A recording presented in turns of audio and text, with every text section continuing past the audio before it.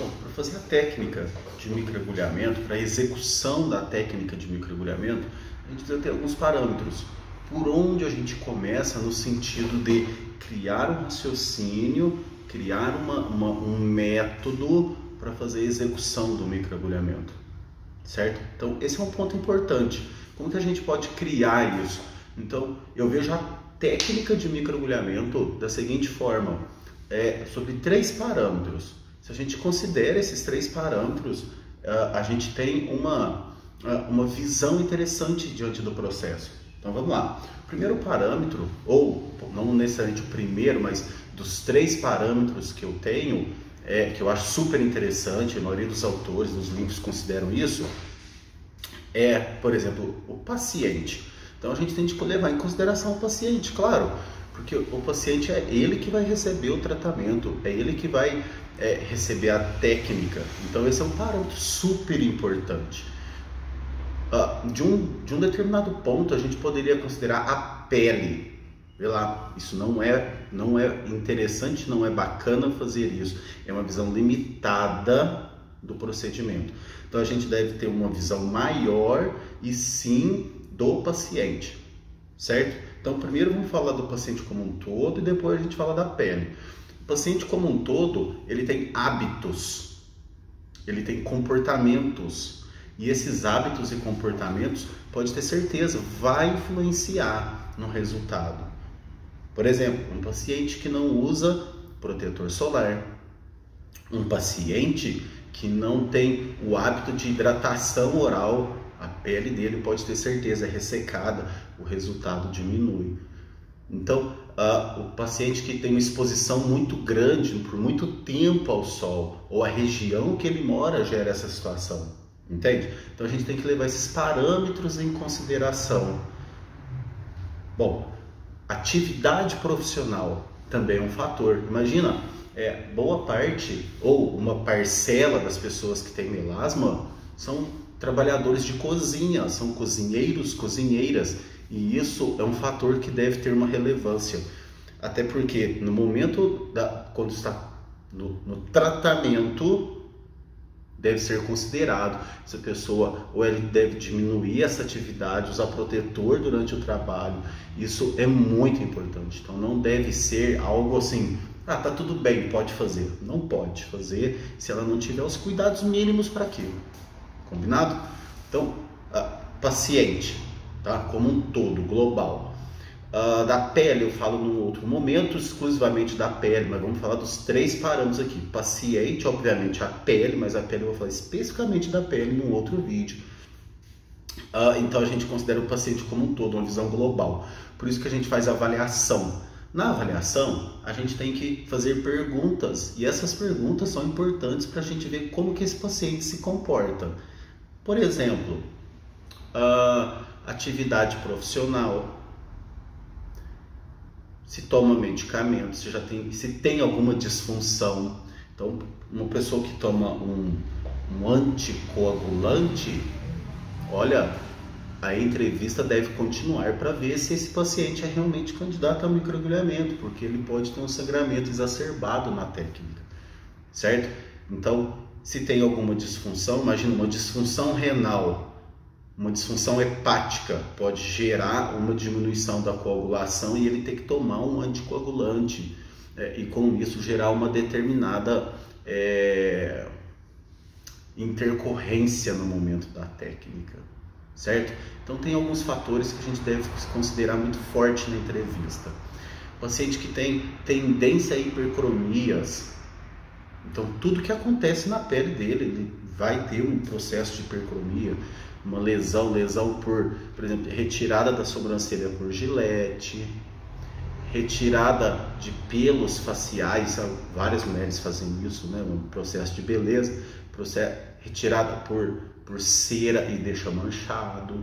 Então isso deve ser considerado. A pessoa que faz pequenos cortes no dia a dia, na cozinha, tem papel que corta com papel e com isso gera vai ficando pretinho. Eu sempre faço essas perguntas para os meus pacientes, é importante, tá? Bom, um outro fator que a gente deve considerar Primeiro é o paciente, já falamos. Segundo é o ativo. A gente deve conhecer muito bem o ativo. Conhecer o ativo faz uma diferença enorme. Ter um conhecimento vasto em cosmetologia, escolher muito bem o seu ativo naquele paciente faz toda a diferença. Um outro detalhe, sempre que possível, diante da sua avaliação do que foi avaliado, intercale os ativos, use numa técnica um ativo, noutra técnica um outro ativo. Isso vai gerando resultados melhores. Quando a gente promove intercala os ativos, normalmente a gente vê um resultado melhor, porque atua diferente na pele, tá? Então, primeiro o paciente, segundo os ativos, e o terceiro aqui são os dispositivos de trabalho. Só chamando a atenção aqui ainda em relação aos ativos.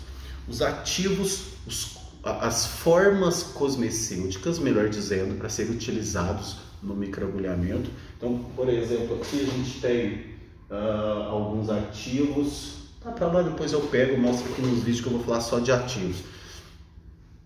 Os ativos, eles vêm nos frasquinhos, e esses frasquinhos, aquela forma com que ele vem é chamada de forma cosmecêutica. A forma, ou melhor dizendo, as formas cosmecêuticas que são interessantes no processo de microagulhamento são duas. Não estou falando de ativos, estou falando de formas cosmecêuticas. É a forma com que a gente encontra no mercado. Se é creme, loção, creme é contraindicado. Creme, loção, fluido, sérum e assim por diante, tá? Eu falei diversas aqui só para a gente comparar, mas duas são indicadas para microagulhamento. Duas. A primeira delas é o fluido e a segunda são os séros. Então são duas formas cosmecêuticas indicadas. Eu vou já chamar a atenção das duas aqui, ó.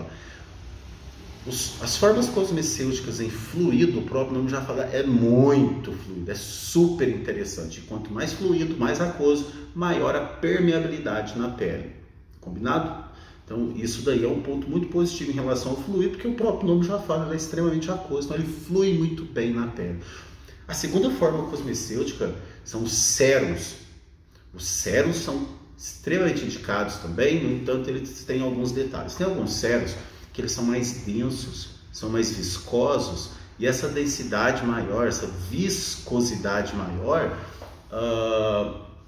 não é interessante. Então, voltando, fluidos são interessantes. Eu não conheço nenhum fluido que ele é feito para microagulhamento que eu posso fazer alguma análise mais detalhada. Todos que eu conheci até hoje super interessante. No entanto, os séros, eu já vi alguns séros que eles são mais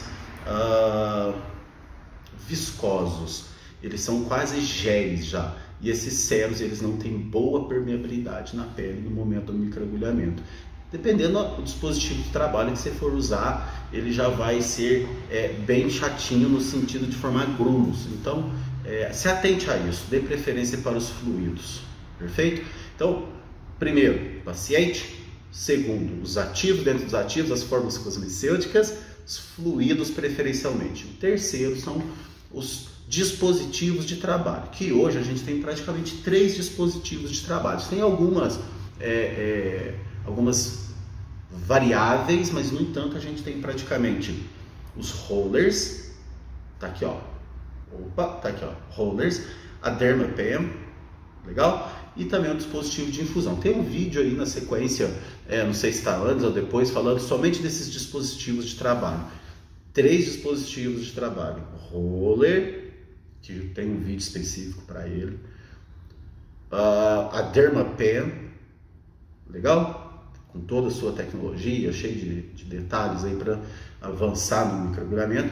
E o terceiro é o dispositivo de infusão. Esses 3. Então, se a gente considera esses 3 parâmetros para a gente formular uma atividade, uma técnica de microagulhamento, a gente tem uma boa técnica sendo exercida, tá? Faz uma boa avaliação do paciente, escolhe muito bem seu ativo, escolhe a forma correta em relação ao seu dispositivo de trabalho, a gente avança aí na técnica de microagulhamento, perfeito? Então é isso para esse vídeo.